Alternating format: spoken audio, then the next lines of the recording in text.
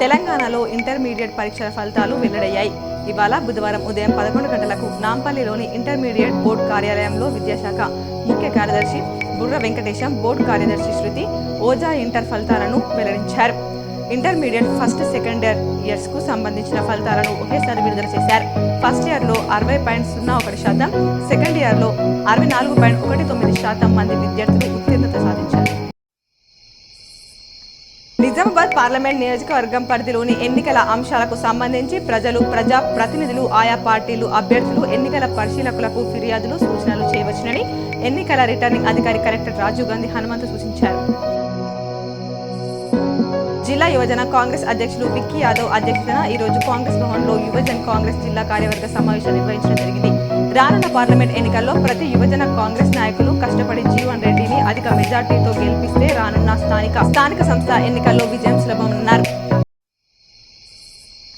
April 25 నుంచి మే 8 వరకు జిల్లాలోని ఓటర్లకు బూత్ లెవెల్ అధికారులు ఇంటింటికి వెళ్లి ఓటర్ స్లిప్పులు పంపిణీ చేస్తారని జిల్లా కలెక్టర్ జితేష్ పాటిల్ అన్నారు.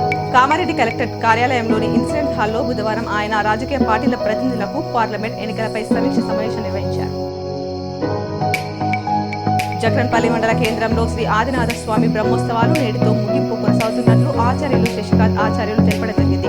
గత కొన్ని సంవత్సరాల నుండి చరిత్ర కలిగినటువంటి ఈ ఆదినాథ స్వామి ఆలయంలో బ్రహ్మోత్సవాలు 19వ తారీఖు నుండి 25వ తారీఖు వరకు కొనసాగుతున్నట్లు ఆచార్యులు.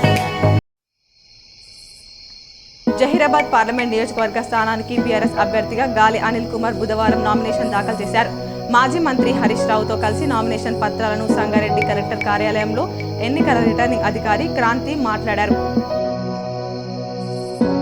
పార్లమెంట్ ఎన్నికల సందర్భంగా జిల్లా కేంద్రానికి చేరుకున్న నిజామాబాద్ లోక్సభ నియోజకవర్గ సాధారణ ఎన్నికల పరిశీలకులు ఎలీస్ వజర్ను కలెక్టర్, ఎన్నికల రిటర్నింగ్ అధికారి రాజీవ్ గాంధీ హనుమంతు